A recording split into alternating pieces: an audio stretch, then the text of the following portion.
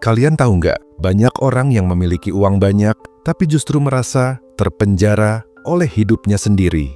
Mereka yang punya rumah besar, mobil mewah, dan segala kemewahan lainnya, seringkali justru lebih stres dibanding mereka yang hidup sederhana. Kenapa bisa begitu? Ini karena mereka kehilangan satu hal yang paling berharga, kebebasan. Hari ini, kita akan membahas hubungan antara uang dan kebebasan dari perspektif seorang filsuf kuno, Epikurus. Tapi tenang aja, kita nggak bakal bahas teori yang ribet atau pakai istilah yang bikin kepala kalian pening.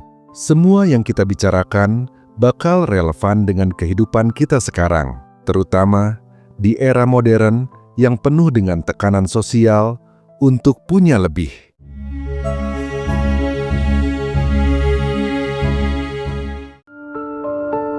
Epikurus, seorang filsuf Yunani kuno, punya pandangan yang menarik tentang kebahagiaan dan uang.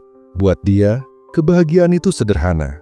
Cukup makan, cukup teman, dan hidup tanpa rasa takut. Kalau dipikir-pikir, konsep ini sederhana banget, tapi justru bertolak belakang dengan cara kita memandang uang di zaman sekarang. Bayangkan, kamu bangun pagi dengan kepala penuh tekanan. Cicilan rumah belum lunas, kartu kredit udah hampir mencapai limit, dan tanggal gajian masih jauh. Kamu merasa seperti berada dalam lingkaran setan yang nggak ada ujungnya. Ini bukan hidup yang bebas, kan? Tapi coba bayangkan, apa yang akan terjadi kalau kamu mulai melihat uang dengan cara yang berbeda. Epikurus percaya, uang itu cuma alat, fungsinya untuk memenuhi kebutuhan dasar kita, bukan untuk mengejar keinginan yang enggak ada habisnya. Menurut dia, ada 3 jenis kebutuhan manusia, yang alami dan perlu, yang alami tapi enggak perlu, dan yang enggak alami sama sekali. Contoh kebutuhan yang alami dan perlu itu, makanan dan tempat tinggal. Sementara itu keinginan untuk makan di restoran mahal, atau beli gadget terbaru, termasuk kategori alami, tapi enggak perlu. Dan yang nggak alami sama sekali, itu seperti obsesi punya koleksi barang mewah yang sebenarnya nggak kamu butuhkan. Kita sering terjebak di kategori kedua dan ketiga, kan? Ketika gaji naik, gaya hidup juga ikut naik. Kita bilang, aku butuh ini. Padahal sebenarnya itu cuma keinginan. Ini yang bikin kita merasa selalu kekurangan, walaupun penghasilan kita terus meningkat. Kalau kamu terus-terusan hidup seperti ini, kapan kamu akan merasa cukup? Sekarang coba deh, pikirkan lagi hubungan kamu dengan uang. Apakah uangmu bekerja untuk membebaskanmu atau justru memenjarakanmu?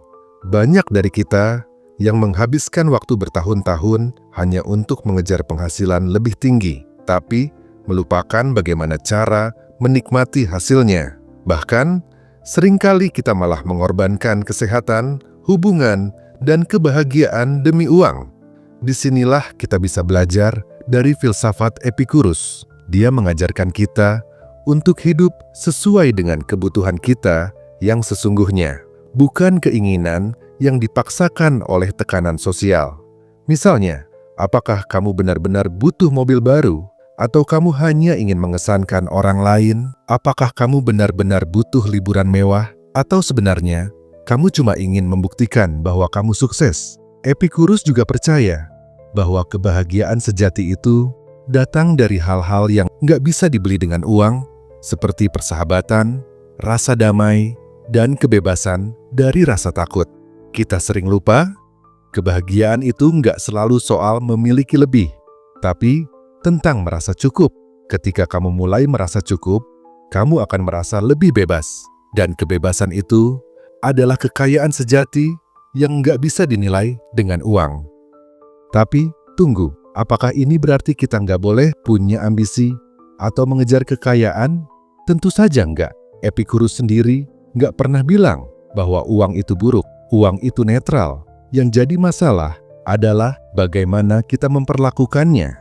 Kalau kamu menggunakan uang untuk menciptakan kebebasan dan kebahagiaan, maka uang itu menjadi alat yang baik. Tapi, kalau kamu membiarkan uang mengendalikan hidupmu, disitulah masalahnya. Coba bayangkan apa yang terjadi kalau kamu mengubah cara kamu memandang uang.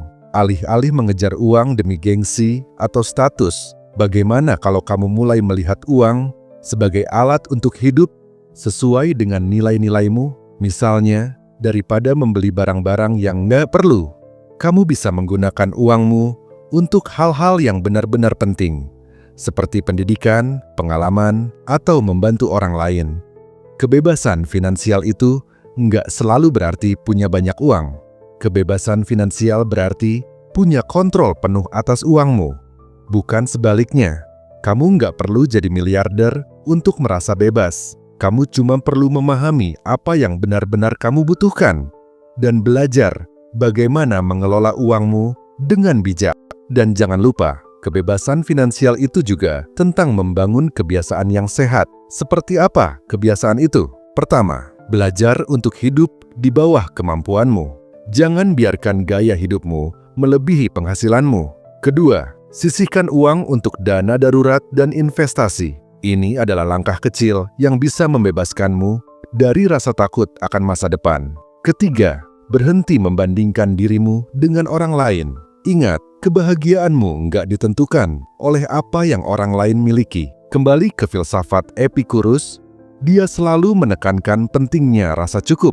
Kalau kamu bisa merasa cukup dengan apa yang kamu miliki, kamu nggak akan pernah merasa kekurangan. Tapi kalau kamu terus-menerus mengejar apa yang nggak kamu punya, kebahagiaanmu akan selalu terasa jauh. Jadi, sekarang waktunya kamu bertanya pada dirimu sendiri, apakah uang yang kamu miliki membebaskanmu? Atau justru membuatmu merasa terpenjara? Kalau jawabannya yang kedua, mungkin ini saatnya untuk mengubah cara pandangmu tentang uang. Ingat, uang itu cuma alat. Dialah yang harus bekerja untukmu, bukan sebaliknya. Sebagai penutup, mari kita renungkan satu pelajaran penting dari Epikurus. Kebahagiaan sejati itu sederhana, tapi kita sering membuatnya rumit. Uang memang penting, tapi bukan segalanya.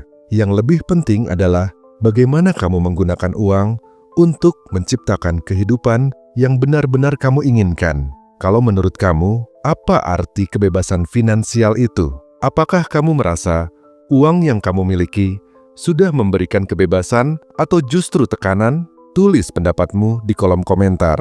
Dan jangan lupa, kalau kamu merasa video ini bermanfaat, share ke teman-temanmu, supaya kita semua bisa belajar untuk hidup lebih bebas, lebih bijak, dan lebih bahagia. Jangan lupa like dan subscribe karena kita akan terus bahas topik-topik menarik lainnya di channel ini. Sampai jumpa di video berikutnya.